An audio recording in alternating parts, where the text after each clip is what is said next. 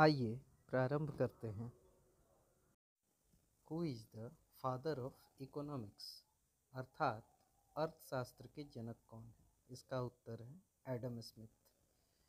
The word micro was firstly used by, micro शब्द सबसे पहले किसके द्वारा प्रयोग किया गया था? इसका उत्तर है Ragnar Frisch. Ragnar Frisch Oslo university London में प्रोफेसर थे और इन्होंने वर्ष 1933 में सबसे पहले माइक्रो शब्द का प्रयोग अपने जर्नल में किया था। अर्थशास्त्र में हम लोग 4 प्रकार की परिभाषा का अध्ययन करते हैं, जिसमें पहली परिभाषा वेल्थ डेफिनेशन अर्थात धन संबंधी परिभाषा है, जिसे एडम स्मिथ द्वारा सन 1776 ईस्वी में उनकी प्रसिद्ध पुस्तक an inquiry into the nature and causes of wealth of nations नामक पुस्तक में दिया गया था। अर्थशास्त्र की दूसरी परिभाषा, जिसे हम वेलफेयर डेफिनेशन के नाम से जानते हैं, यह परिभाषा अल्फ्रेड मार्शल द्वारा उनकी प्रसिद्ध पुस्तक प्रिंसिपल्स ऑफ इकोनॉमिक्स में दी गई थी। अर्थशास्त्र की तीसरी परिभाषा, जिसे हम चॉइस और स्कार्सिटी डेफिनेशन अर्थात चयन या दुर्लभता संबंधी परिभाषा कहते हैं, यह परिभाषा सन 1932 ईस्वी में प्रोफेसर रॉबिन्स द्वारा उनकी पुस्तक an essay on the nature and significance of economic sciences नामक पुस्तक में दी गई थी। अर्थशास्त्र की चौथी परिभाषा पी ए सैमुअल्सन द्वारा सन 1948 में दी गई थी, जिसे हम ग्रोथ ओरिएंटेड डेफिनेशन अर्थात समृद्धि संबंधी परिभाषा के नाम से जानते हैं। According to Hume economics is a science of human welfare, अर्थात किसके अनुसार अर्थशास्त्र मानव कल्याण का विज्ञान है? उत्तर है Alfred Marshall. Who gave the cardinal concept of utility, किसने उपयोगिता का गणनावाचक संकल्पना दी है? उत्तर है Marshall. When total utility is maximum, marginal utility is, जब कुल उपयोगिता अधिकतम होती है तो सीमांत उपयोगिता होती है। उत्तर है शून्य।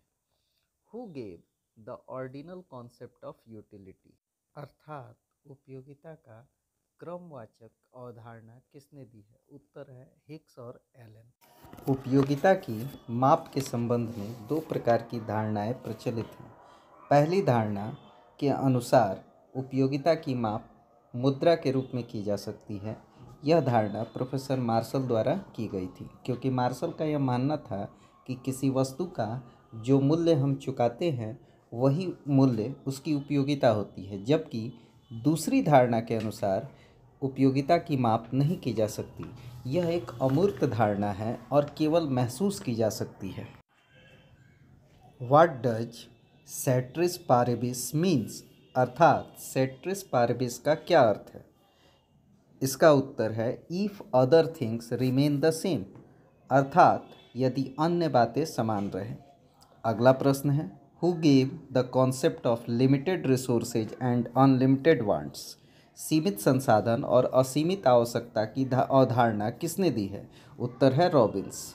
The main objective of A socialist economy is, Samajwadi अर्थव्यवस्था का मुख्य उद्देश्य है मैक्सिमम पब्लिक वेलफेयर, अर्थात अधिकतम सामाजिक कल्याण।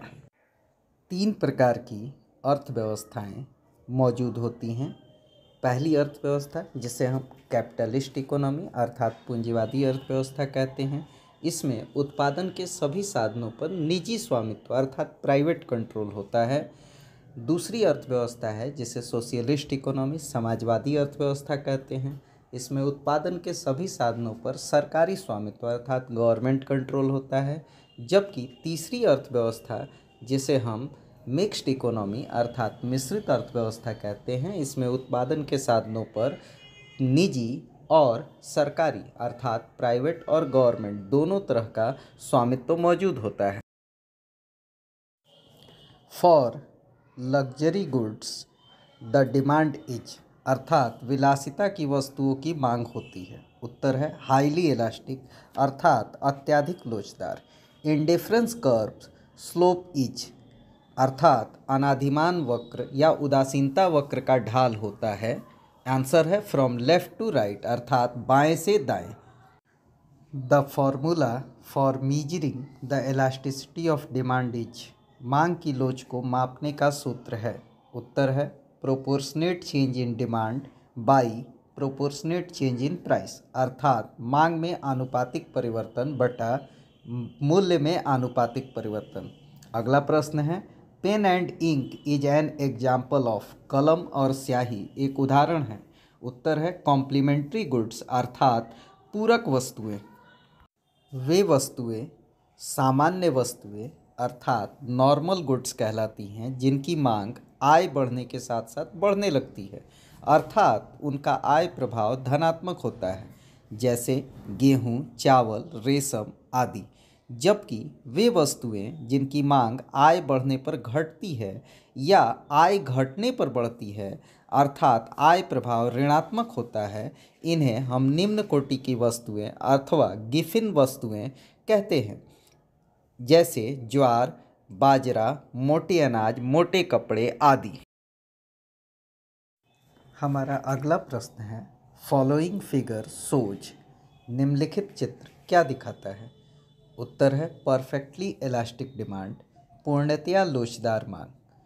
इस परिस्थिति में हम एक बात ध्यान देने योग्य होती है कि demand curve is parallel to x axis, अर्थात मांग की रेखा हमेशा एक्स अक्ष के समानांतर होती है। अगला प्रश्न है, फर्स्ट लॉ ऑफ गॉसेन इज, गॉसेन का प्रथम नियम है। उत्तर है law of diminishing marginal utility, अर्थात सीमांत उपयोगिता ह्रास नियम। जर्मन अर्थशास्त्री एच गॉसेन ने दो नियम दिए हैं, जिसमें पहला नियम है सीमांत उपयोगिता ह्रास नियम, अर्थात law of diminishing marginal utility, और दूसरा नियम है सम सीमांत उपयोगिता नियम, जिसे कहते हैं law of equi marginal utility.